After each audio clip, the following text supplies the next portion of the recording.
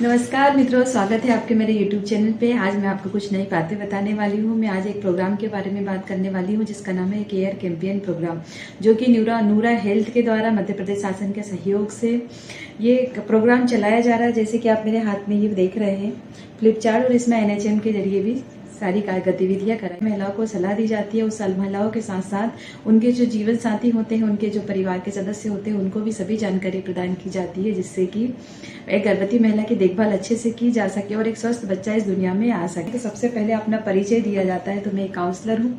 मैं इस सब के बारे में आपको बताऊंगी कि क्या है कि जब हम ये सेशन करें तब मोबाइल पे बात ना करें और ध्यानपूर्वक बातें सुने। आज मैं आपको बताने वाली हूँ कि गर्भवती महिलाओं को प्रसव पूर्व जांच क्यों करवा लेना चाहिए।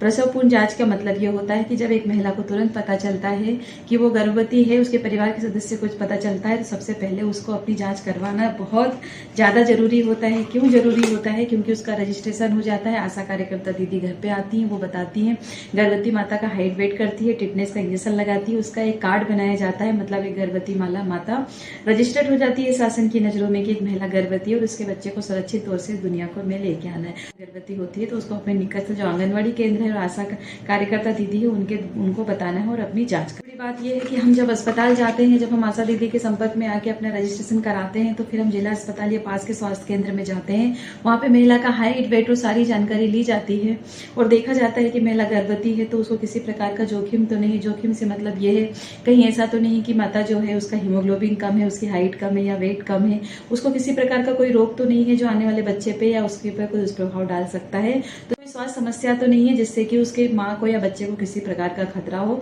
तो जब इसमें महिला का हाइट किया जाता है, वेट किया जाता है, आयरन कैल्शियम की गोली दी जाती है, बहुत प्रकार की जांचें कराई जाती है।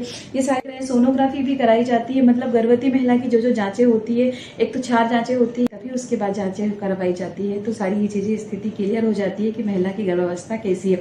सोनोग्राफी से बच्चे की स्थिति के बारे में पता चलता है और आयरन कैल्शियम की गोली दी जाती है। शुरू के 3 महीने महिला को फॉलिक एसिड दी जाती है जो गर्भावस्था के 3 हफ्ते होते हैं। इसके बाद में उसको आयरन और कैल्शियम की गोली दी जाती है। ध्यान देने वाली बात यह है कि जब महिला की डिलीवरी हो जाती है उसके बाद भी उसे 6 महीने तक आयरन कैल्शियम की गोली खाना है। कई महिलाएं ऐसा करती हैं कि गर्भावस्था के बाद में वो गोली खाना बंद कर देती है कि अब तो बच्चे हो गए, हमें गोली खाने की क्या जरूरत। लेकिन जितनी सेहत का ध्यान रखना गर्भावस्था के दौरान है, उतना ही डिलीवरी के बाद में भी रखना बहुत ज्यादा जरूरी है।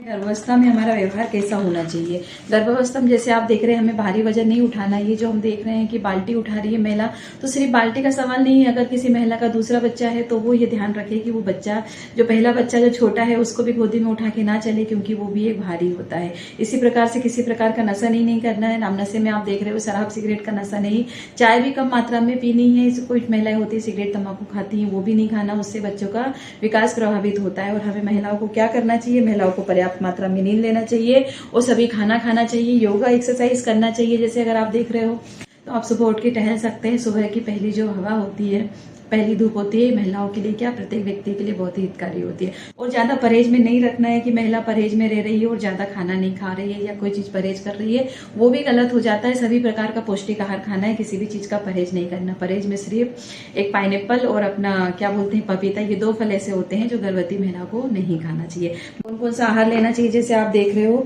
उसको महिला को पूरा पानी पीना चाहिए, सभी प्रकार की हरी सब्जियां खाना चाहिए, घर में जो चीजें बनती है वो सारी चीजें खाना चाहिए। लेकिन बाजार में मिलने वाला आप देख रहे हो, पहले यहाँ पे समोसे कचौड़ी छपे होते थे जो नहीं खाना चाहिए। और पर्याप्त मात्रा में पानी पिए। पानी पीने के लिए जैसे कि अगर आरओ या फिल्टर नहीं है तो हम ये कर सकते हैं कि पानी गर्म करके रख के और उसको ठंडा कर लीजिए और फिर उसको पानी को छान के पीजिए। महिलाओं में जो सबसे कॉमन प्रॉब्लम होती है वो खून की कमी होती है। हमें पता कैसे चलता है कि खून की कमी होती है? महिलाओं के आंखों के नीचे डार्क सर्कल हो जाते हैं, उनको चक्कर आने लगते हैं, कमजोरी आने लगती है, वो अलग तरीके से ही उनको मतलब लगता है, बच्चों का विकास भी उतने अच्छे से नहीं हो पाता है। तो इसके लिए हमें क्या करना चाहिए? सभी प्रकार के जो फल आते हैं आप वो खा सकते हैं। और क्या आयरन कैल्शियम की गोलियां जो कि जिला अस्पताल से दी जाती है वो गोली भी आप खा सकते हैं। मैं बात करती हूँ कि गर्भावस्था में खतरे के लक्षण कौन कौन से होते हैं। अगर किसी महिला को खांसी चल रही है, चक्कर आ रहा है, पैरों में सूजन आ रही है या उसको बुखार आ रहा है, किसी भी प्रकार का कोई ऐसा लग रहा है जो ठीक नहीं हो रहा है, थकान की वजह से अगर थोड़ी देर बुखार आता है तो ठीक है, लेकिन गोली पैरासीटामोल खाने के बाद भी बुखार ठीक नहीं हो रहा है, तो व्यक्ति को महिला को अस्पताल लेके जाना बहुत ज्यादा जरूरी है। अगर उसे सफेद पानी जाने लगा है, उसको ब्लीडिंग स्टार्ट हो गई है, चाहे जो सा महीना चल रहा हो, दूसरा या 5वां या 9वां जो भी महीना न चल रहा है, अगर उसको ब्लीडिंग हो रही है तो आपको तुरंत अस्पताल लेके जाना है। घरेलू उपाय, घरेलू टोटकों में नहीं पड़ना है और तुरंत महिला को अस्पताल लेके जाना है। ये सारे के खतरे। गर्भावस्था में एक चीज और होती है, महिलाओं में टीबी की संभावना भी बढ़ जाती है। आप पूछेंगे महिला और जो गर्भवती है उसको टीबी क्यों होगी? जब गर्भावस्था होती है तो व्यक्ति कमजोर भी होता है, उसको इम्यूनिटी कम होता है, और जहाँ इम्यूनिटी कम होती है वहाँ टीबी का बैक्टीरिया तेजी से असर करता है। तो ऐसी कोई महिला है जिसका वजन बढ़ रहा है, आंखों के नीचे गड्ढे पड़ रहे हैं, शाम के टाइम उसको बुखार आ रहा है, अचानक से उसका वजन कम होने लगा है, उसको घबराहट हो रही है, बहुत ज्यादा पसीना निकल रहा है, खांसी चल रही है, तो आप जो निकटस्थ आपका सेंटर है वहां आपको जाना है और जाके टीबी की आपको जांच करानी है। तो अगर शरीर में कोई गठान हो गई है तो इसकी जांचें कराना है। तो टीबी की जांच के लिए हम खकार की जांच करा सकते हैं, सीबी नाट की जांच करा सकते हैं, जिससे कि गर्भवती महिला में टीबी का पता चलता है। मैं आप किसी महिला को टीबी के बारे में पता चल गया तो वो क्या करना चाहिए? उसे सबसे पहले तो उसका इलाज शुरू करना चाहिए। जो निकटस्थ सेंटर होता है, जिला अस्पताल या डॉट सेंटर जो भी होते हैं, वहां पे जाके उनको दवाइयां मिल जाती है जो कि महिला को 6 महीने खानी रहती है। इस बात का आप ध्यान रखो कि इस दवाइयों का बच्चों के ऊपर कोई भी साइड इफेक्ट नहीं होता है। अगर कोई महिला सोचे कि मैं गर्भवती हूँ, मैं टीबी की दवाई नहीं खाऊंगी तो मेरे बच्चे जो गर्भ में है उसको नुकसान होगा, तो ऐसा नहीं है। अगर बच्चे को सिर्फ और सिर्फ फायदा होगा। तो अपनी हम टीबी से ठीक हो जाते हैं तो वही बात आएगी कि हमें पूरा पोषण लेना है, हमें 6 महीने गोली दवाई खाना है, किसी भी चीज का परहेज नहीं करना है। हमारे जो डॉक्टर हमें जो सलाह देते हैं हमें उस सलाह का पालन करना है। कई लोगों के मन में कई प्रकार के सवाल आते हैं, जैसे सोचती हैं कि जिसको लड़की है पहले से अब लड़का होगा कि नहीं होगा, वो ये सोचती हैं। कई डरती हैं कि इस बच्चे की परवरिश कैसे कर पाएंगी, कई खर्चों की वजह से भी परेशान रहते हैं, कुछ में मानसिक स्थिति इस वजह से उनकी खराब होती जाती है, बच्चों के पालन पोषण को लेकर भी चिंता होती है। तो कई बार महिलाओं के साथ ऐसा होता है कि अचानक वो सोने लगती है ज्यादा, या रोने लगती है, या चिंताग्रस्त रहती है। तो अगर आप ये सारे लक्षण देखते हैं तो आपको क्या करना चाहिए? ये मानसिक अवसाद के कारण है, ये मानसिक स्वास्थ्य उनका गड़बड़ हो रहा है, ये आपको ध्यान देना पड़ेगा। तो इसके लिए आपको क्या करना चाहिए? जैसे कि आप देख रहे हैं, इसमें हमें ना उनको भरपूर पोषण देना चाहिए, पूरा आराम करने देना चाहिए, कोई भी उससे गलत तरीके से बात ना करे। जब वो सोती है तो उसे आराम करने दे। और सबसे बड़ी बात है परिवार का सहयोग। परिवार के सहयोग से बड़ी बीमारियों से हम बच सकते हैं। तो जब मानसिक स्वास्थ्य की भी बात आती है और महिला अगर गर्भवती महिला परेशान है या चिंताग्रस्त है तो परिवार उसका साथ दे सकता है कि हम हर स्थिति में तुम्हारे साथ हैं। तो ये खाने से आप दूर रखने की सलाह दीजिए। एक वो ठीक नहीं होती है तो क्या करना चाहिए? इसके बाद में भी अगर वो ठीक नहीं हो रही है तो आप अपने जिला अस्पताल जा सकते हैं, जहाँ पे मन कक्ष बना हुआ है, जहाँ पे आपको सभी प्रकार की काउंसलिंग दी जाती है, देखा जाता है कि किस स्थिति में है मरीज और उसको काउंसलिंग दी जाती है। हमारे पास भी गर्भवती महिलाएं आती है। तो आप ये सारी चीजें आप मानसिक स्वास्थ्य मन कक्ष जिसको बोला जाता है वहां जाके आप कर सकते हैं। और ये जो मोबाइल नंबर मैं आपको बता रही हूँ इस पे भी आप कॉल कर सकते हैं, 1800-891-4416। इस नंबर पे कॉल करके आप है ना बात कर सकते हैं। ऐसी जैसे ही 9वां महीना लगता है, पहली बात तो हमें अपने आशा दीदी से संपर्क में रखना है। जब भी कोई स्थिति आती है तो आपको उसके पास में जाना है। कौन से अस्पताल में डिलीवरी कराना है आपको वो भी देखना है, वो भी पहले से निर्धारित करके रखना पड़ेगा। पैसों की थोड़ी व्यवस्था करके रखिए। आने जाने के लिए बच्चे के लिए भी आपको ये व्यवस्था करेगी। बच्चों के लिए कपड़े खरीदिए, अपने सारे डॉक्यूमेंट्स कंप्लीट करके रखिए, आधार कार्ड, पैन कार्ड वगैरह। आजकल तो हर चीजों में आधार कार्ड लगते हैं, गर्भवती माता का कार्ड लगता है, सभी रिपोर्टें लगती है। तो एक अलग से फाइल बना के रखिए, वाहन की व्यवस्था करके रखिए और सरकारी नंबर आप लेके रखिए जिससे कि आप वाहन बुला सके। आपकी जो निकटस्थ व्यक्ति होता है जो आपको अस्पताल ले जाने में मदद करता है वो आपकी आशा दीदी होती है। तो उससे आप निरंतर संपर्क में आप रहिए। इसका पहला बच्चे और दूसरे बच्चे के बीच में कम से कम 3 साल का अंतर होना चाहिए, तभी माता और पूरा परिवार मानसिक रूप से स्वस्थ रहेगा और आर्थिक रूप से भी स्वस्थ रहेगा। तो जो आपका नियोजन के लिए स्थायी और अस्थायी साधन दोनों होते हैं। अगर आपको आगे और बच्चे नहीं चाहिए तो आप डिलीवरी के बाद तुरंत बता सकते हैं कि आपको बच्चे नहीं चाहिए। तो इसके लिए आपका CTT, LTT या NSVT जो भी ऑपरेशन डॉक्टर का आपको बोलेंगे, आप जो बोलेंगे वो ऑपरेशन डॉक्टर के द्वारा कर दिया जाएगा। और अगर आप अस्थायी साधन अपनाना चाहते हैं तो अस्थायी साधनों के बारे में भी आप अपने परामर्शदाता और डॉक्टर से पूछ सकते हैं।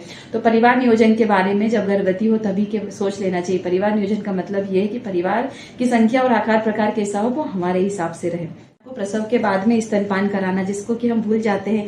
छोटी छोटी लड़कियां भी मां बनती है, कई उम्र की लड़कियां भी मां बनती है, स्तनपान नहीं करा पाती है बच्चों को। और घर में कई बुजुर्ग महिलाएं होती है जो बोलती हैं कि आप है ना ऊपर कुछ भी खिला दो, चाय पिला दो, बच्चे को दूध दे दो, घुटी दे दो, पानी पिला दो। तो मैं आपको ये बताऊं कि बच्चे का शरीर इस प्रकार से बना है कि 6 महीने तक उसको माँ के दूध के अलावा किसी की जरूरत नहीं होती है। तो 6 महीने तक बच्चे को सिर्फ और सिर्फ माँ का ही स्तनपान कराया जाए, बाकी ऊपरी चीज नहीं कराई जाए। डिलीवरी के बाद में जो इंचार्ज सिस्टर होती है उनसे पूछेंगे तो वो आपको फीडिंग बच्चे को कैसे करानी है वो भी आपको बताएगी। जैसे बच्चे की गर्भनाल में भी कुछ नहीं लगाना है, वो अपने आप गिर जाती है। ऐसा नहीं कि अस्पताल से घर जाने से पहले गिरना जरूरी है, तो कुछ भी उसमें लगा रहे हैं वो भी आपको नहीं करना है। माँ और स्वास्थ्य से संबंधित सरकारी योजनाएं में सब आपको सबको नाम बता रही हूँ मैं कि सरकारी योजना में आप सब जानते हैं। आप अपने आशा दीदी के संपर्क में रहिए, वो सारी जानकारी आपको देगी कि सरकार की कौन कौन सी योजनाएं, पहले बच्चे पे, दूसरे बच्चे पे। आपको ये करना है कि आपको समय पे अस्पताल पहुंचना है और अपनी आशा दीदी से सारे संपर्क में रहना है। जैसे कि अगर जननी सुरक्षा योजना है, जननी शिशु सुरक्षा कार्यक्रम है, प्रधानमंत्री मातृ वंदना योजना, ई प्रधानमंत्री सुरक्षित मातृत्व योजना है, ये इस प्रकार की 4-5 योजनाएं हैं जिनके बारे में आप अपनी आशा कार्यकर्ताओं से पूछ सकते हैं और इसके बारे में आप जान सकते हैं। ये सारी योजनाओं के जो फॉर्म है, ये जो प्रिंट आउट वगैरह है, मैं सारे अपने ये चैनल पे शेयर करूंगी और आप उसको देख के कर सकते हैं। इसके बाद में एक नंबर भी मैं आपको बताने वाली हूँ, जिस नंबर पे कॉल करके जैसे आज के समय में आप और हम जानते हैं कि हर चीज मोबाइल से जुड़ी हुई है, हर चीज हमें मोबाइल में ही मिलती है। तो एक नंबर भी है जिस पे आप कॉल कर देंगे, मिस कॉल करके आप उसके बारे में जान सकते हैं। और उस नंबर पे जब आप मिस कॉल करेंगे तो वहां पे आपको एक जैसे वीडियो आएंगे जिसमें ये दिखाया जाएगा कि गर्भवती माताओं की किस प्रकार से देखभाल करनी है। उन वीडियो को देख के भी आप काफी कुछ सीख सकते हैं। मैं वीडियो के आखिरी में वो नंबर कैप्शन कर दूंगी, आप उस नंबर पे मिस कॉल दे दीजिए। एक QR कोड भी डाल दूंगी जिसमें आप ये देख सकते हैं स्कैन करके और आपको वीडियो आने लगेंगे। गर्भवती माताओं की जो चीजें मैंने आपको अभी 18-20 मिनट की वीडियो में बताई है, वो पॉइंट बाई पॉइंट आपको वीडियो के द्वारा आपके पास आ जाएंगे। तो जो नंबर मैं दूंगी उसमें जिसके परिवार में भी गर्भवती माता है वो जरूर इस वीडियो को देखें। तो हो सकता है ये मेरी पहली कोशिश है किसी भी सरकारी योजना गर्भवती माताओं के बारे में बताने के लिए। आपको ये गर्भवती माताओं के बारे में बताया। इसी प्रकार से हम लोग जो सहयोग करते हैं वो डिलीवरी के बाद में महिलाओं के लिए भी काउंसलिंग सेशन होता है, बच्चों के लिए भी होता है। ऐसे 3 जगह पे हमारे CCP के सेशन होते हैं। ये मेरा पहला वीडियो है। अगर इसमें अच्छा रिस्पॉन्स मिलता है तो मैं आगे भी इसको वीडियो बनाऊंगी। और आपसे रिक्वेस्ट है कि सबकी जिंदगी में अलग अलग फेस आते हैं। गर्भवती माता को आपकी बहुत ज्यादा जरूरत होती है, तो गर्भवती माता की आप मदद कीजिए, सहायता कीजिए, उसको आराम दीजिए, प्रॉपर उसको मोरल सपोर्ट करिए, फिजिकल सपोर्ट करिए, क्योंकि ये समय एक बार निकल जाता है तो बार बार नहीं आता है और इस समय की यादें अच्छी बुरी है पूरी जिंदगी में रह जाती है। तो अगर आपको मेरा आज का वीडियो कुछ ज्यादा ही लंबा हो गया, तो अगर आपको मेरा वीडियो अच्छा लगा तो प्लीज मेरे चैनल को सब्सक्राइब कीजिए, लाइक कीजिए, शेयर कीजिए। मिलते हैं